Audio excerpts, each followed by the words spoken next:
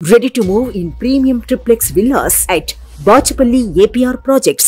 నేను ప్రోటోకాల్ వివాదం మీద గత 2 సార్లు ఈ ప్రెస్ మీట్కి రావడం జరిగింది.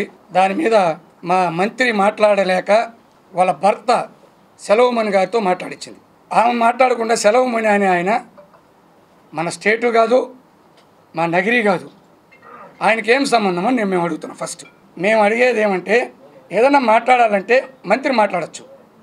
నేను నాకున్నటువంటి హక్కుల గురించి నేను మాట్లాడాను. ఆమె సమాధానం చెప్పకుండా వాళ్ళ భర్త ద్వారాగా ఇతర విషయాలు ప్రోటోకాల్ గురించి మాట్లాడినా ఒక అర్థం ఉంటుంది. మాకు పదవులు ఇచ్చినామని చెప్తున్నాడు ఆయన. దాని మీద ఈరోజు క్లారిటీ ఇవ్వడం జరుగుతుంది. ఆమె తెలుగుదేశంలో 2004-2009లో పోటీ చేసి కాంగ్రెస్ పార్టీ, అప్పుడున్నటువంటి కాంగ్రెస్ పార్టీ చిత్తుగా ఓడించడం జరిగింది, నగిరిలో కానీ చంద్రగిరిలో కానీ. ఆ తర్వాత వైఎస్ఆర్ని కలవడం జరిగింది. వైఎస్ఆర్ ఈమె కలవడం, ఆయన అకాల మరణం చెందడం, ఇవన్నీ జరిగిపోయినాయి. అప్పటి నుంచి ఆమెకు ఐరన్ లెగ్ అనే పేరు వచ్చింది.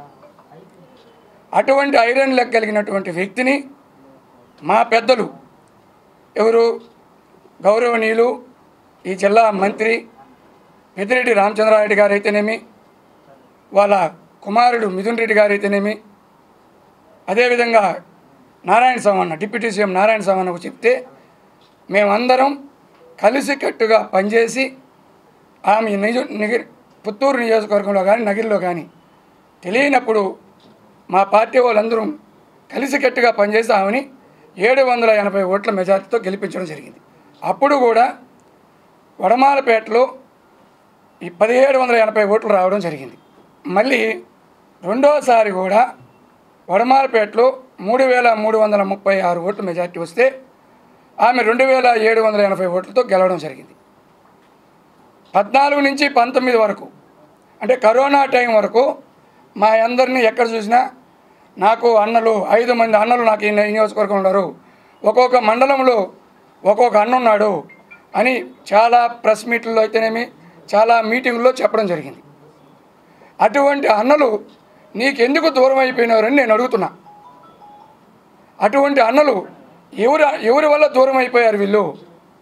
దానికి నువ్వు కారణం విశ్లేషించుకోకుండా మమ్మల్ని దూరం పెట్టడానికి కారణం నేను ఒకటే చెప్తున్నా. మీ అన్నదమ్ముల యొక్క అక్రమ సంపాదనకు నీకు మేముంటే ఇబ్బంది అనే ఉద్దేశంతో మమ్మల్ని మీరు కొద్దిగా దూరం పెట్టడం జరిగింది. అయినా కానీ మేము భరించి మా అధిష్టానానికి ఎన్నోసార్లు విన్నవించుకున్నాం. మేము ఉన్నాం, మీరేం భయపడద్దని చెప్తా వచ్చినారు. అందువల్ల ఇన్ని రోజులు భరిస్తూ వచ్చినాం. ఇప్పుడు ఎలక్షన్ వస్తూ ఉంది, ఇప్పుడు కూడా ఇట్లే ఉంటే ఇబ్బందులు అనే ఉద్దేశంతో మేము మాట్లాడాలన్న పరిస్థితి వచ్చింది. ఇంకొక విషయం ఏమంటే, సెలవుమణి గారు నాకు టికెట్ ఇచ్చినారని చెప్తున్నారు మా అందరికీ. వాళ్ళ విషయం వాళ్ళు చెప్తారు, నా విషయాన్ని నేను చెప్తా.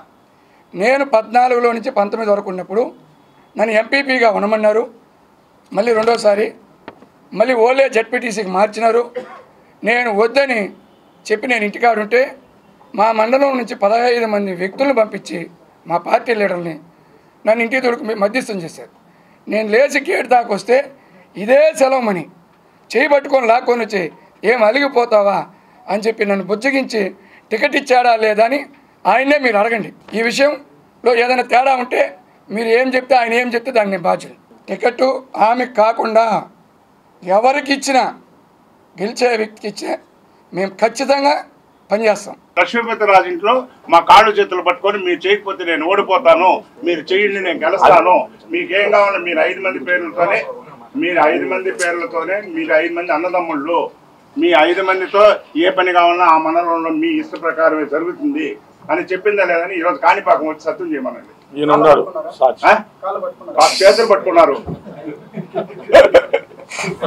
చేసినప్పటి నుంచి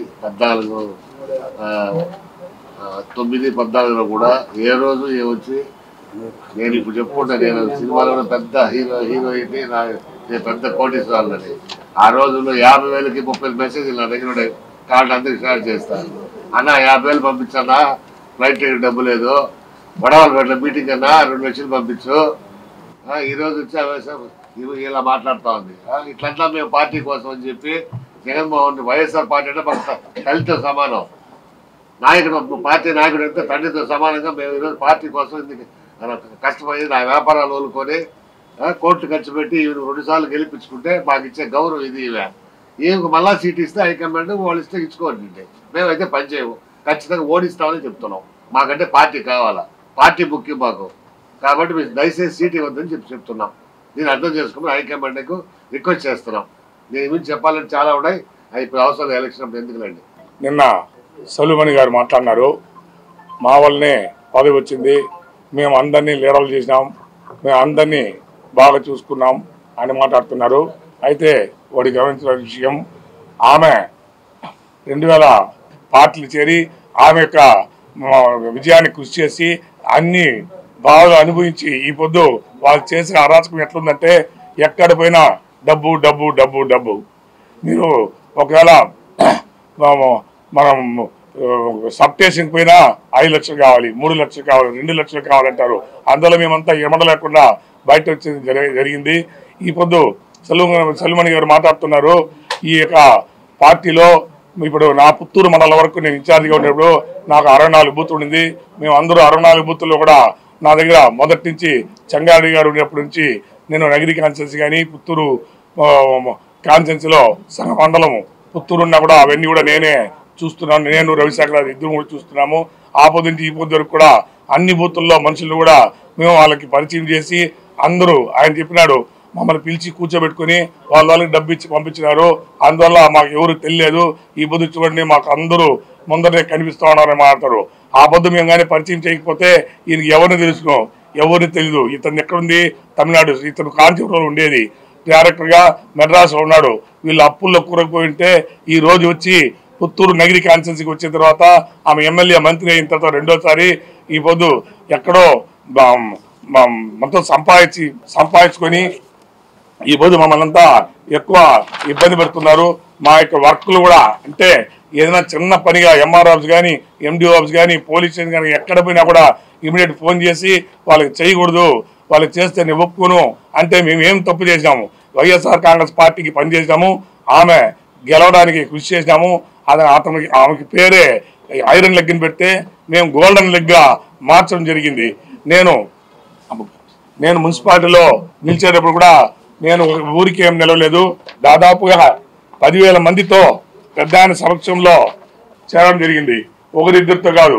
ఈ 64 బూత్తుల్లో పేర్లు తెలుసు, వాళ్ళ ఊరు తెలుసు. సొల్లుమణికి కానీ ఆమెకు కానీ వాళ్ళ అన్నదమ్ములకు కానీ ఎక్కడ పోయినా ఆమె సీట్ ఇస్తే గెలవదు, మేము ఓట్లేము అనే ఎక్కువ మంది అగెనిస్ట్ చెప్తున్నారు. కాబట్టి ఆమెకు ఎట్టి పరిస్థితుల్లో మీరు సీట్ ఇవ్వకుండా వేరే వాళ్ళకి ఎవరికి సీట్ ఇచ్చినా కూడా మేము చేసేందుకు రెడీగా ఉన్నాము, గెలిపించడానికి రెడీగా ఉన్నాము కూడా సభాముఖంగా తెలియజేసుకుంటాము.